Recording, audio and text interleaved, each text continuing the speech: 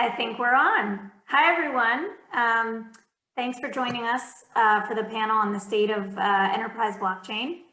I am not going to introduce the panel members. They are going to introduce themselves along with response to the first question, because we have so much to talk about. So we are going to talk about what DeFi has to do with enterprise adoption of blockchain. Are they running in parallel? Is there a chicken and egg scenario? What are we seeing in the sector? And I guess I'll start with Dan Doney. Thanks, Shailee. I appreciate it. And this is a great topic, and I'm feeling lucky to be on such a great panel with everybody else. I'm the CEO of Securrency. We're a blockchain-based financial logistics company. We specialize in tools, especially compliance tools that overlay or embed in DLT networks to enable automated compliance, among other things. And effectively, our strategy is what Red Hat has done for Linux in terms of making it enterprise adoptable. We do the same thing for blockchain solutions in the space with our middle tier. We're actually super excited about the DeFi movement, and we see these things moving in parallel. The key pieces, what DeFi is bringing, some of the back office functions that are traditionally held within banks are now being exposed, and they're very powerful tools that the banks make a lot of money off of, but that causes friction in the traditional system. By bringing them out in DeFi, in the DeFi world, you can lower costs associated with financial transactions. The one thing we'd say is missing from the DeFi space is a real sense for compliance. So we call it institutional DeFi. It's really layering over top of DeFi tools for lending, for automated market making, the policy components and the reporting components that are necessary to make sure that these tools remain compliant and safe. So we have some tools, for example, that we use. We've really pioneered CI/CD or DevSecOps with smart contracts. And so it allows you to release these smart contracts to do DeFi components without having big monolithic DeFi instruments. So we see these two things running in parallel, and we're excited about the growth in both spaces. Great. Todd? So I'm the chief architect for the Oracle blockchain platform. It's a managed blockchain as a service offering that's on our OCI Gen 2 cloud. And as well, we have an offering that's for on-premise customers. So we're based upon Hyperledger Fabric. And so we come at this from a sort of a consortium model and sort of enterprise applications. And the ones that we're seeing largely don't have a lot of DeFi interaction at the moment. I'm not sure why that is, but I can tell you that what we're seeing largely is a huge interest in things like logistics, which is sort of a very traditional blockchain application. But we're also seeing it in a number of other spaces, and those spaces are growing. But we're not seeing a lot on the financial space. Now, maybe that's because we're fabric based, so we're not seeing some of the kind of DeFi opportunities. But as I say, for our customer base, they've been extremely excited to be able to move ahead with our platform because we make it extremely easy for customers to develop and deploy their blockchain applications. You will. Oh wait, we can't hear you. No audio.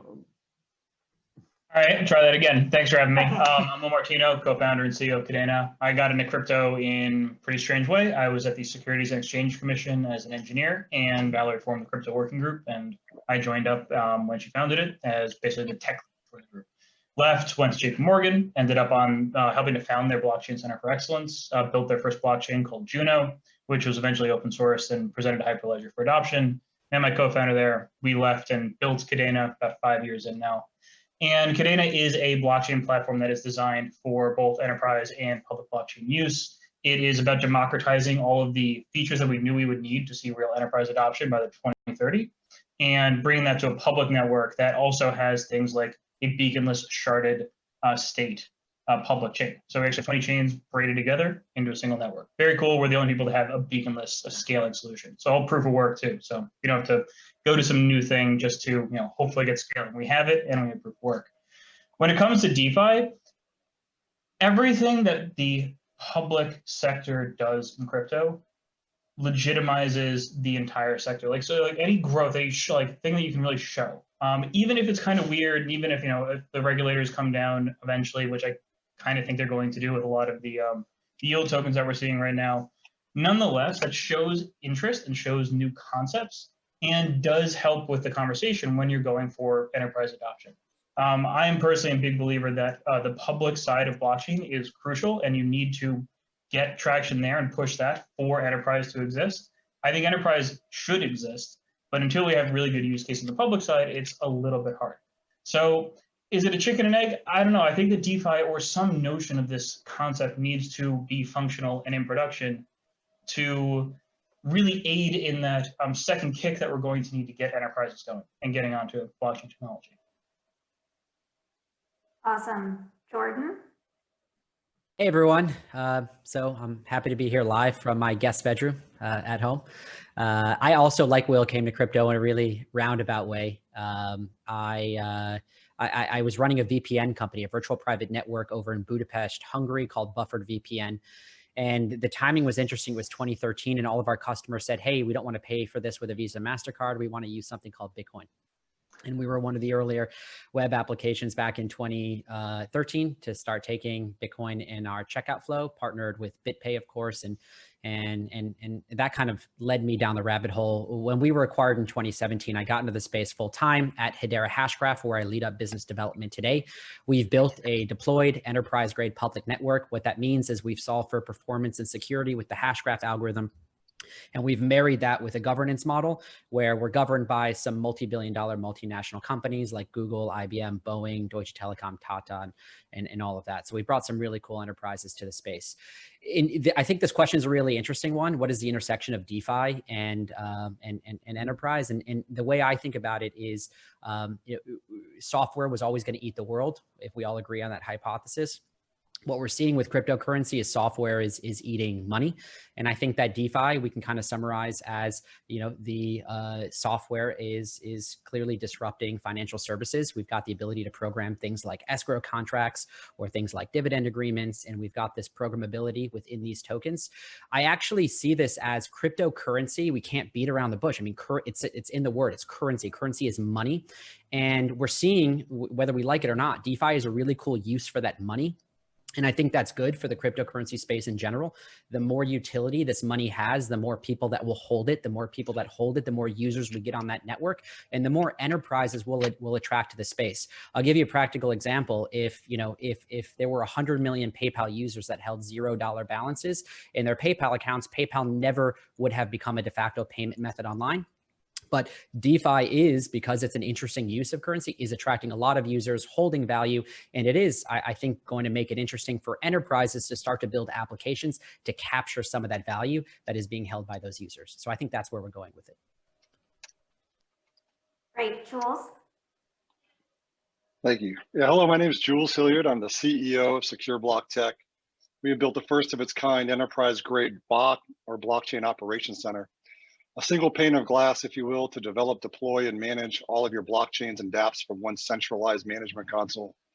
Monitoring, analytics, security, and optimization are at the core of our technology stack. We consider ourselves the third leg of the stool. If you think network infrastructure, think NOC, SOC, BOC. The adoption question is one that we've been trying to solve from the beginning. I'd like to take a little twist on this and talk about the adoption of new technology by the enterprise as they face similar hurdles, and blockchain is no exception. As most of you already know, DeFi is only one of the many industries for blockchain, and I believe that's what gets everyone excited. For those of you career technologists, however, we have seen many great technologies with game-changing functionality come and go. So what are the key factors that decide which new technologies, such as blockchain, get adopted and which technologies don't? A few of them, demand. There has to be a demand for the consumer marketplace, and I think we're all seeing that. Use cases, does the technology solve a problem? Does the cost of integration benefit the company, cost versus ROI? And tools, and I think that's where a lot of us come in here, have the needed development and management tools been created to successfully onboard and operate the new technology? Because no matter how good the tech is, if you can't drive it, you're not going to use it. I think it's good news, though, for blockchain. It appears that the consumer demand for DeFi is growing which will stimulate the need for businesses to adopt.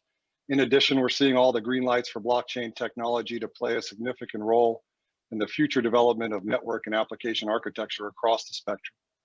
We believe it's not all or nothing after all, like most technology adoptions. There will be a convergence. Thank you, Jules. I forgot to introduce myself. I'm Shailee Adinolfi with ConsenSys. I work on business development, mainly in finance, banking, payments, but I do spend a lot of time with public sector globally, the US government and other governments, and doing a lot of work on central bank digital currencies these days. So I spend most of my time on the enterprise side, but have started to spend some more time with the DeFi side. And I think there is more interest from the institutional players in what's happening in DeFi. And with that interest is coming the investment. Also, people want returns, right? They're willing to take more risks. We're in a challenging market post-COVID, so we're seeing kind of this I would say it's a little bit of the chicken and egg situation happening, but some challenges do have to be worked out, including governance. So my second question for the panel is around what's happening with the governance on the public and permission sides from where you're sitting. What are interesting models? What are some of the challenges you're facing and the industry is facing that we need to work out together? So I will start with Todd because I know you had some interesting things to say about the consortium.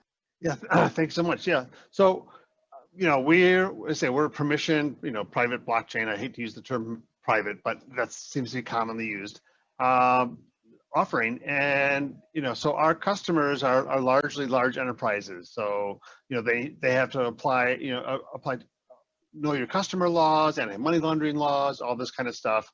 And one of the big issues is that we're trying to get organizations to work together who may not have worked together through any kind of formal mechanism, or maybe they're in adversarial relationships. So how do you get these potentially adversaries to work together and to form a network that's going to be beneficial to both of them? So what we're seeing is that at the organizational level, so how do you form a consortia is one of the big problems. One of the things we're working on and focusing on is how can we govern the blockchain network in that kind of a model where the governance is performed on chain. So decisions that are made are recorded on chain. All that sort of stuff is not something that's present right now. It's all done largely through out-of-band communication. And we believe that that needs to happen on chain so everybody knows what decisions were made, how they were made, who participated in those decisions. And that's really what governance is about, right? Making policies and ensuring those policies are adhered to. Yeah, Will, you had some interesting things to say last time we spoke about what's happening in DeFi around governance and the tokens. And yeah, I mean, we hear a lot about governance tokens right now on the public DeFi space, and it's really more of a code word for just someone puts out a contract, there's some admin keys, and then the governance token is really just kind of like swapping the word airdrop for it. Governance is crucial for DeFi. Governance is also crucial for consortium and enterprise adoption. But the thing that we need, especially on the public side, is real decentralization. And the only way you get there is real decentralized governance. And it's pretty hard to see how we get there with the current DeFi ecosystem, at least the technology substrate, of how do you actually go and model that on a public chain where the gas costs can be so astronomical that a single vote for something could be to the tune of hundreds of thousands of bucks. I think that there was a bug in a contract and people were like, hey, let's go and upgrade it and fix it. And then people didn't actually vote because it was going to be like $1,000 a vote. So, what we need is something a much more powerful substrate. And part of Kadena's platform, because of our heritage coming out of enterprise at JP Morgan and then going into public, is that we had this smart contract language called PACT. And it was designed initially for enterprise use cases, which include consortiums with completely crazy and incredibly nuanced and detailed governance mechanisms, because that's one of the things that people fight over for 2 years before they decide that they don't actually want to do the POC anymore, sadly. But this is a big thing you try to get over. The coolest approach I've seen on the enterprise side, actually, was when we were working with Blend. on a use case called FinPrint, and it was for it was kind of like a decentralized network for something closer to like Equifax. They ended up not going with it. They didn't think the market timing was right. But the approach for the consortium model there was actually that the governance was going to be on the public network, and people could buy in, and then you'd be whitelisting and basically staking on a contract on the public network, and then using that information for the private network. So that instead of having a consortium model where everyone gets in a room and just argues until they're blue in the face, you can actually say, it's like, no, put your money where your mouth is. Like, go here, like, go get coins, and then go buy in if you want to actually do this. And then the thing isn't controlled by anyone. And this seems to be a really interesting approach that I don't think we're seeing much right now, just because enterprises, it's probably taking a little while. But it's, the crucial thing for DeFi to move forward is governance. And like, if you're asking yourself, hey, is it decentralized? Like, how do we have decentralized governance? What does that mean? The answer is, if the regulators want to come after you, like, is it just two people with keys? That's what a lot of it is now. What you really want is something closer to proof of work, where it's thousands, like our network is run by thousands of miners, and we don't even know who 95% of them are. I don't even know who I would go to. We have a decentralized community, and that comes with risk. If you have to do a software upgrade, it's hard. And if the community doesn't like what you're doing, they can do other things. But on the same side, it also means that you have real decentralization. And that's the interesting thing, especially for enterprises, because the business model, a decentralized business model, is just new. And we don't know how strong it's going to be, but I'm a big believer in it. I don't know. It's been tough. It's been really, it's been hard. I mean, I agree with you. There's hope. We're all here with the decentralized hope, but it's tough to get that in. I would love to hear Jordan's views from Hedera, how you all have dealt with this.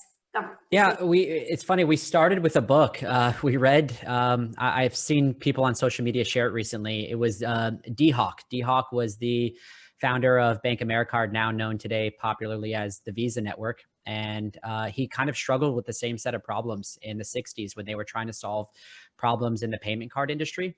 And it was, how do we get a bunch of these competing institutions together to set standards and establish basically this, you can think of it like a globally distributed payments network on top of which they would settle payments. And he came up with this whole idea of a chaotic organization, chaos plus order. He invented a word, chaotic. And we were very inspired by a lot of his thought leadership in that. And that's where we came up with the Hashgraph governing body, the Hedera Hashgraph governing council. Our answer to that, I totally agree with Will's comments and some of the other panelists' comments. I think that what's been stopping enterprise adoption has been serious governance. And truly decentralized governance of some of these networks. A lot of networks are really nailing decentralization of the platforms themselves, but are, I think, falling short when it comes to addressing continuity plans for how these networks will operate. Who defines product roadmap? Who defines software upgrades? Do we have the legal controls and technical controls required to keep these platforms stable, especially if we want to attract these really valuable tokenization ecosystems? So our model is, was very D-Hawk inspired, but we have these governing council members. They serve 2 consecutive 3-year terms on our governing body. We have a membership committee that is also filled by these companies. They defined objective standards, and then we recruit companies based on the criteria that the membership committee sets. Members can vote each other out. They can vote new members in. If members aren't in compliance or not running their infrastructure or not updating their software, they can be penalized in sort of a proper fashion. So, and there's only 39 companies in sort of our definition of how we govern it. So, in that regard, that's how we've done it. Our differentiator is we offer this ConsenSys service. And the thinking is, if this thing is going to get integrated into these private blockchain platforms, Todd mentioned Hyperledger Fabric and the Oracle managed blockchain service. What we have done is we have this governed consensus service that we integrate into those platforms. And similarly, it could be integrated into, a quorum implementation or an R3 Core implementation. And we've really seen that as the answer. When you have governed consensus, it sort of makes the ease of spinning a new blockchain up. You don't have to necessarily build the consortia first. You can kind of just build a platform and then have a really well-governed consensus that you're tapping into. Interesting. So standards, and then, it does sound like a complex but well-working governance structure, but it does also sound a little centralized, right? So Dan, do you have any thoughts on that? The governance on decentralized and then permission models? Yeah, so we actually see a range of this across our portfolio. So for example, I like the word chaotic. Jordan, that's pretty cool. Another equivalent word is confederated. So that is with, it's a group of folks who have expressed authority, but there's no necessarily a central party. We've developed a confederated model for governance in some settings. An example of this would be the InterVASP working group for the exchange of travel rule data between parties. To be a VASP, one must be a part of that group. Broker-dealer rules work the same way with FINRA. The question is, who gets to establish that one has the right to, for example, KYC a party? And it works in a confederated model that we have seen. Now, most actions, enterprise really means governance within a boundary. And so we see for companies, like for example, governance really is, how does one get the right to express authority? And within a company, if I'm an institutional trader for JP Morgan, for example, I get my authority to execute transactions with the value that JP Morgan owns based on an assignment that I have within JP Morgan. I can't, if I leave JP Morgan, I don't take that authority with me. So in fact, that enterprise corporate structure that you see, which gives me the authority, is something that also needs to be expressed within the blockchain. When you do fund management, you're accountable to parties. The fund manager is designated or delegated that authority. Typically, that's not a person, it's an entity. And you need to be able to track one's right to act on behalf of the entity. So we have tools there. And then finally, there's business processes. So typically, when one does a significant action on behalf of one's enterprise, there's actually a sequence of sign-offs or other parties. So we have a decentralized workflow component. So a decentralized hierarchical model, a confederated model, and then just flat out DAO-based governance models where shareholders get to vote. All of those are necessary to really do DeFi at scale. Jules, what are your thoughts on this topic? Absolutely, a lot of great information here, and maybe step back a little bit for some of the audience members, as it comes to compliance, regulations, and governance. We all know this is a very complicated piece of the equation, and it's pivotal for the successful adoption of DeFi by the enterprise. I think it needs to be said, though, that I think many listening would like to see blockchain utilized to disrupt the current financial industry, but that's a whole nother panel. That being said, I think if we were to take a quick peek into the past evolutionary cycle of governance, we know that it moves many cycles behind the analytics and intelligence needed to make smart, fair, and most importantly, legal decisions. And although we don't have the answers on this complicated and fast-moving piece of the puzzle yet, I would like to influence those in the audience that are pursuing IT law. I would highly recommend you consider blockchain governance as an option and help us push this new technology towards mass adoption. Awesome. So we have 6 minutes left. So each of you, approximately 30 seconds to 1 minute. Tell me what you think the future of enterprise blockchain adoption is, and try to, and if possible, use a use case, include a use case in there. So I will start with Jules, actually. All right, great. I think perception plays a role here. I think we've all been battling that as a group, and I think we know what we're battling. As a team, and I think as a group of technologists, we've never viewed blockchain as an all or nothing piece of technology. But to this day, it seems that many C-level executives and C-level technologists still have that impression. I think we need to fix this misconception with the decision makers, encourage the enterprise to get a dev team working in their sandboxes on ways to enhance or augment their current applications and architecture utilizing blockchain. For example, there are fingers of different pieces of currently utilized applications like ERPs, accounting, supply chain, file sharing, and the list goes on and on. They could greatly benefit from blockchain. Looking at this event, this panel, the audience, and the many great companies and teams that are committed to this process, it appears that blockchain is here to stay. And the exciting future that blockchain will play in the future of technology as we know it is just getting started. So thanks for having me. Where's Jordan?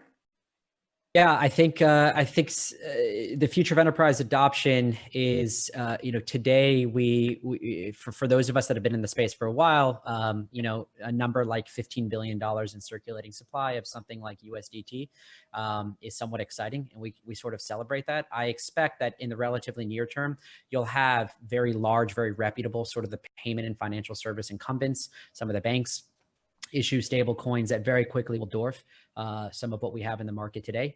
I think that will serve as probably one of the bigger fiat to crypto, our ecosystem on-ramps, and bring much more adoption to these networks. That is definitely going to stress test a lot of the infrastructure that we have in place today. And I expect a lot more token bridges between some of these networks to facilitate value exchange, and a lot more people building substrates to kind of dictate interoperability between these networks. And again, how that value gets transacted. I'm very bullish long term. I think it's still so early. So those listening that are not yet full-time in the space, I think now is a great time, especially in this new post-COVID world of ours, to really get involved. And shameless plug, we're definitely hiring here at Hedera. Will? Yeah, thanks for having me too. Future of enterprise blockchain in a couple words. I think the next a couple of years is going to be pretty slow, and then it's going to pick up. I don't know if a lot of people know, Bitcoin back in the day after it launched, people tried to apply it to enterprise and had a very hard time getting adoption. And then kind of round 2 of enterprise adoption was Ethereum, showed a huge amount of potential, but the technology stacks that are just arriving now, I think that took the last all the lessons from Ethereum needed to exist for real enterprise adoption to really move. And the way that it's going to happen, the way you're going to know it's happening quickly, is that you're going to see enterprises onboarding onto public chains or bridging onto them of some way. Like, it's going to involve the public side. If you don't see enterprises on a public chain where they don't have to worry about gas costs going through the roof, then you're going to enterprise adoption just isn't quite happening yet. Thank you. That's great. Todd? Yeah, I think that the future is largely in much broader acceptance and usage. So, some of the ones that have been mentioned are ERP, supply chain. We're seeing it in public services. We're seeing it in the public sector. We're seeing it as the medical industry. So for sharing medical health records, all this sort of information. So I see largely just people coming up with newer ideas about how do we apply some of this. I think one of the things I see in the enterprise world is that they're not so focused on sort of the monetization, and so needing to have a currency built into your underlying platform isn't necessarily a value to them. So, and as well, who do you share this information with? So we're permissioned blockchains, and so the public world is a little bit foreign in some regards. I see some interoperability work that can be done there, and I see also interoperability work being done between the various enterprise blockchains as being critical. Yeah. Dan? We're working on tokenized exchange traded funds with an institutional partner, Wisdom Tree.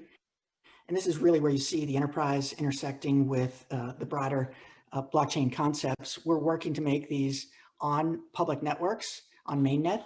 And so the key pieces of how you govern back-end activities, back office functions, but also allow shareholders to have a voice in these tokens are central.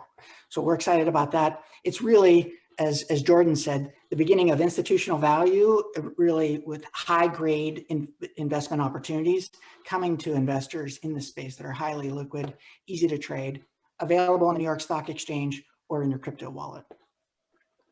Yeah, you've got, so thank you all so much for your time. I totally agree. We're seeing some interesting models. I mainly spend my time in the Ethereum ecosystem, and we do have to figure out throughput, gas.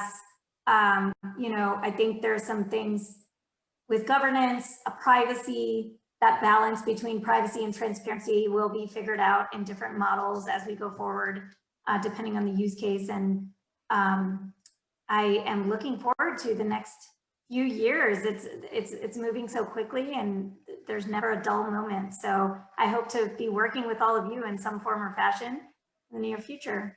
Thanks for your time. Thanks, Shailee. You as well. Yeah, thanks, Shailee. Yep. So yeah. Right.